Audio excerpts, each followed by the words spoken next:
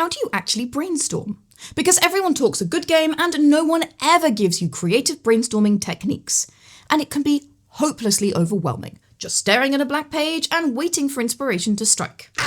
But don't worry, I've got your back with 5 tried and tested brainstorming techniques to come up with ideas in a hurry. And they're tailored for world builders, authors, and gamers, because I'm a published author and a game writer myself, as well as a professional world building consultant and the CEO of World Anvil. Coming up with ideas is literally my job, and this is how I do it. For most people, brainstorming is jumping into the unknown and hoping like hell. That's not just stressful, it's unreliable. Instead, the best place to start creative brainstorming is to start with what you do know. If you're creating something brand new, a new story, a world-building setting, or a new RPG adventure, start by writing down the things you're interested in. That might be genres and tropes, ideas or periods in history, or things you just think are cool and want to explore. You can add other criteria too. Should this be set in a world you've already created, or a new one? If your last adventure was a heist, should this one be a mystery? Our brains are connection and pattern recognition machines, and writing down these ingredients or criteria helps you make connections between them, forming them into workable ideas. It also stops you drowning in blank page syndrome,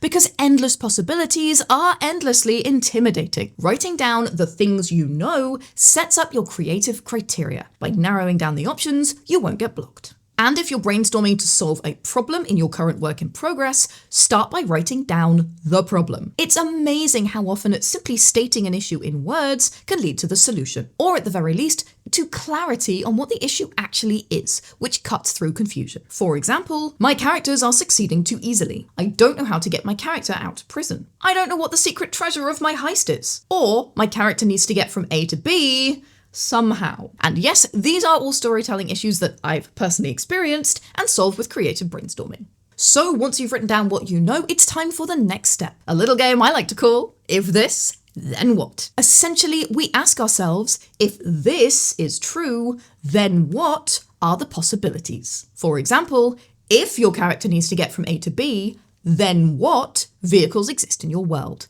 Who could they hitch a ride with? If you want to use the trope enemies to lovers, then what is the reason they're enemies? Why do they hate each other? And is it resolvable? If you want to write a heist, then what are they stealing? What's your MacGuffin, the valuable item at the center of it? Or maybe you want to get a character out of prison. Stat, then what are some of the ways they could escape? Or who could rescue them? And if your characters are succeeding too easily, then what obstacles or conflicts could you put in their way? If you have a lot of creative criteria or things that are true, don't let them derail you. Unpack them one by one and then go into the next step. Because it's time to make a list. Long listing ideas is what most people actually mean when they say brainstorming. But without the previous steps, it's so easy to get stuck in decision paralysis, or even make a list that is completely irrelevant and doesn't help you at all. You, however, now know exactly what your problem is, and you know your creative criteria.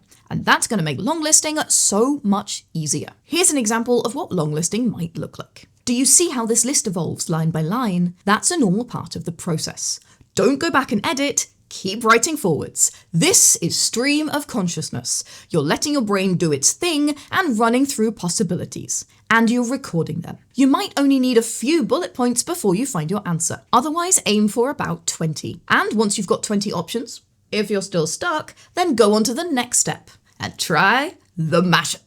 Because sometimes, even when you have a great list, you don't like a single thing on it. But what happens if you combine 2 or more together? Mashups literally are mashing 2 ideas together, and they can be incredibly inspiring. It's often called the Hollywood pitch. Think Pride and Prejudice meets zombies, or Pokemon meets the Lost Roman Legion. Famously Jim Butcher's inspiration for Codex Alera. Perhaps on your list of character obstacles you have a sentient statue and a locked door. But they both feel a bit boring. Why not mash them up? Why not combine them to create a locked door that's also sentient, or a sentient statue that's also a door? Idea mashups can create really unique things, and they're a great way of pushing your creativity as well as solving your problems.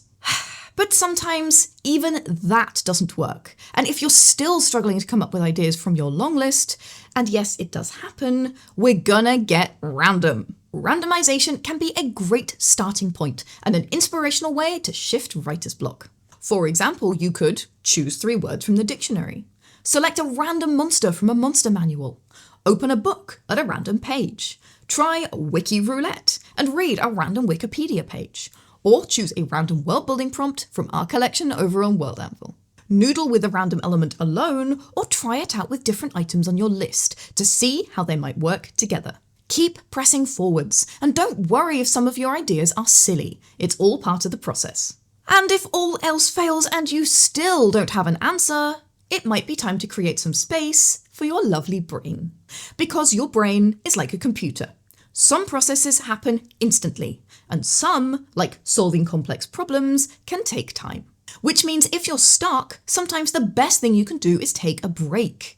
Go for a walk, cook a meal, take a shower, or a nap. During that time, your brain is still working on the problem in the background, and you'll often find, with a bit of quiet time, doing something else, a great solution will pop up seemingly on its own. That's why you get all your great ideas in the shower, by the way. The time you spend brainstorming and working on a problem may not pay off immediately, but by starting with what you know, breaking down the issue, listing your options, trying out combinations, or even introducing something random, you're giving your brain the tools to produce something extraordinary. It might just take a minute. Do you use any of these techniques, or are any of them new to you? Share your own favourite brainstorming techniques in the comments and let me know the craziest thing that came out of a brainstorm for you. For me, it was a story about elves on dinosaurs. And speaking of crazy ideas, check out our video on the Cobra effect and how out-of-the-box thinking can lead to some incredible world-building consequences. Please like this video, subscribe for more, then grab your hammer and go world build!